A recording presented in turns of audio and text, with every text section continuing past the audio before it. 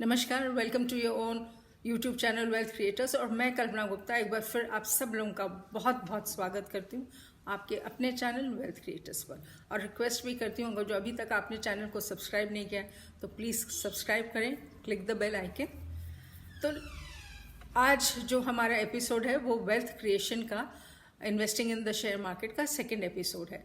और सेक्टर वही है, इंश्योरेंस सेक्टर, और कंपनी का नाम है HDFC लाइफ। लास्ट टाइम हमने SBI लाइफ पर बात की थी, आज हम HDFC लाइफ पर बात करेंगे। इंश्योरेंस सेक्टर इसलिए क्योंकि मुझे ये लगता है कि इंश्योरेंस सेक्टर का पोटेंशियल बहुत है, फ्यूचर में ग्रोथ बहुत होगी और बहुत ही अपकमिंग सेक्टर है। इंडिया में पेनिट्रेशन बहुत कम है, तो this sector should do really well. अब स्टार्ट करने से पहले कुछ लोग ने ये भी कहा कि मैडम जो शेयर मार्केट के टेक्निकल टर्म्स हैं उसके बारे में भी आप कुछ अवगत कराइएगा या इन्फॉर्म करिएगा। तो फॉर द बिगनर्स जो कि अभी अभी एंट्री ले रहे हैं शेयर मार्केट के लिए, उनके लिए हम हर एपिसोड में एक टर्म को डिस्कस करेंगे। तो आज हम बात करेंगे मार्केट कैपिटलाइजेशन की। जैसे आप सब लोगों को मालूम भी है कि SBI लाइफ और HDFC लाइफ दोनों ही लार्ज कैप कंपनीज हैं। अब मार्केट कैपिटलाइजेशन क्या है और लार्ज कैप क्या है? तो मार्केट कैपिटलाइजेशन है जो भी कंपनी है उसके नंबर ऑफ शेयर्स जो मार्केट में है उसको अगर जो हम उसके प्राइस से मल्टीप्लाई कर देंगे तो जो फिगर आएगी वो मार्केट कैपिटलाइजेशन हुआ उसका शेयर मार्केट में। तो अगर जो किसी कंपनी के 100 शेयर्स हैं और उसका प्राइस 100 चल रहा है तो उसका मार्केट कैपिटलाइजेशन 10,000 हो गया। अगर जो 900 चल रहा है तो 90,000 हो गया। तो this is called market capitalisation में।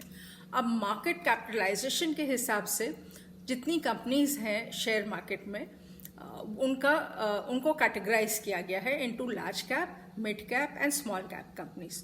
तो मार्केट कैपिटलाइजेशन के हिसाब से जो टॉप 100 कंपनीज हैं उनको लार्ज कैप कहते हैं, जो 101 से 250 तक हैं उनको मिड कैप कहते हैं, और जो 251 एंड अबव है, क्योंकि बहुत सारी कंपनीज हैं, करीब 4,500 से 5,000 के बीच में कंपनीज हैं इन द शेयर मार्केट, तो उससे ऊपर की जो कंपनीज हैं वो सब स्मॉल कैप में आती हैं। तो कई बार आपने देखा होगा कि किसी शेयर का प्राइस जो है बहुत हाई है, मे बी 45,000, 75,000 या उससे भी ज़्यादा, लेकिन वो फिर भी मिड कैप या स्मॉल कैप में आ रही है।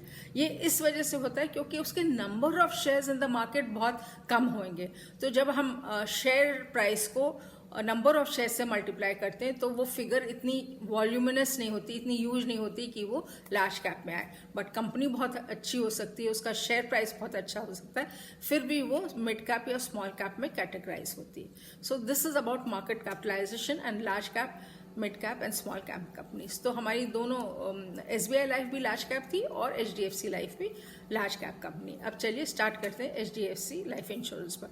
तो अगर जो हम उसके प्रोमोटर की शेयर होल्डिंग की बात करें तो HDFC लाइफ में भी 2 प्रोमोटर्स हैं, एक इंडियन एक फॉरेन।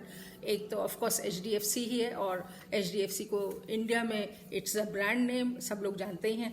तो HDFC की शेयर होल्डिंग इज 50.14%, और जो फॉरेन इन्वेस्टर है वो है स्टैंडर्ड लाइफ मॉरिशस होल्डिंग, और उसकी इन्वेस्टमेंट या शेयर होल्डिंग है 10.27। तो 2 प्रोमोटर्स की है, which is a very good share holding for a large cap company, in a large cap company for the promoters. अब जो म्यूचुअल फंड्स है इसमें करीब 35 म्यूचुअल फंड्स ने इन्वेस्टमेंट किया हुआ है, और उनका शेयर होल्डिंग इज 5.26%। और FIIs में 619 फॉरेन इंस्टीट्यूशनल इन्वेस्टर्स इसमें इन्वेस्टेड हैं, और उनकी टोटल मिला के शेयर होल्डिंग इज 23.44%। तो जहाँ तक शेयर होल्डिंग की बात करें तो the company appears to be very good, and the investment of mutual funds and FIIs is substantial. अब हम आते हैं फाइनेंशियल्स पर उसकी। तो फाइनेंशियल्स में कहीं ना कहीं कंपनी ने थोड़ा डिसअपॉइंट किया है सितंबर क्वार्टर में, और हम जब रिव्यू करेंगे तो हम सितंबर 19 से सितंबर 20 को रिव्यू करेंगे, and this that I am talking about the sales and all, it is on standard loan basis. तो सितंबर 19 में कंपनी का नेट सेल्स टर्नओवर 360.31 था, जो कि घट के सितंबर 20 में 354.75 हो गया, which is a negative growth of 1.54%। अब ये थोड़ा डिसअपॉइंटिंग है क्योंकि इस क्वार्टर में ज़्यादातर सारी ही इंश्योरेंस कंपनीज ने, whether they are listed or not listed, most of them have done very good numbers. अब अगर जो हम इनकम की बात करें, there is no other income, but income की बात करें तो again it is the same because other income कुछ हुई नहीं। नेट प्रॉफिट की बात करें तो नेट प्रॉफिट में थोड़ी सी ग्रोथ हुई है, from 308.69 crores in September 19 to 326.09 crores in September 20. That is a growth of 5.63%. थोड़ी सी ग्रोथ है as compare to negative sales, so but nothing to be very, मतलब बहुत लोग ने बहुत बहुत अच्छा किया, तो उसके हिसाब से इंडस्ट्री के हिसाब से भी ये फिगर्स जो हैं वो थोड़ा डिसअपॉइंट करती हैं। तो अगर जो ईपीएस की बात करें तो ईपीएस इसका भी कम है, जैसे एसबीआई लाइफ का कम था, लेकिन इम्प्रूवमेंट है। 3.63 था सितंबर 19 में और अब 3.85 हो गया। लेकिन जो पी रेशो है इसका, पी रेशो इसका बहुत हाई है, 89.15 है आज की डेट में। तो ये पी रेशो जो है बहुत चिंता का विषय है और ये इंडस्ट्री के एवरेज पी रेशो से बहुत हाई है।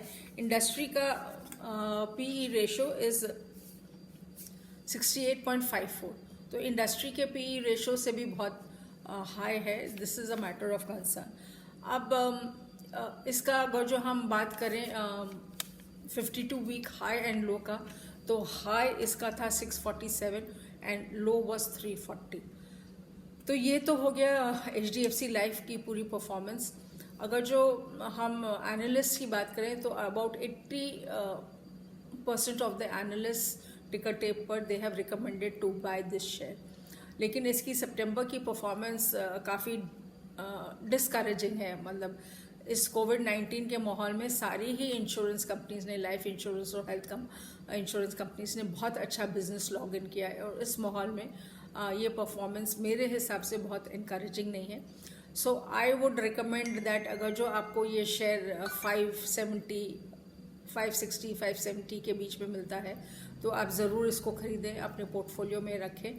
Otherwise it is a wait and watch. आप दिसंबर की इसकी परफॉर्मेंस देखें फिर ख़रीदें। अगर जो आपके पास ऑलरेडी है तो उसको होल्ड करिए क्योंकि पेडिग्री बहुत अच्छी है। HDFC is a known name और आगे चल के सेक्टर भी बहुत अच्छा है इंश्योरेंस, तो परफॉर्मेंस तो आनी ही है और लॉन्ग टर्म इन्वेस्टमेंट में ये ज़रूर आपको बहुत अच्छे रिटर्न्स दे के जाएगा। तो अगर जो आपके पास शेयर है तो होल्ड करिए, अगर जो शेयर नहीं है तो डिप्स पे खरीदिए, छोटा छोटा अमाउंट 2-2, 3-3 शेयर्स खरीदिए और बाकी वेट एंड वॉच करें जिनके पास ऑलरेडी ये शेयर है।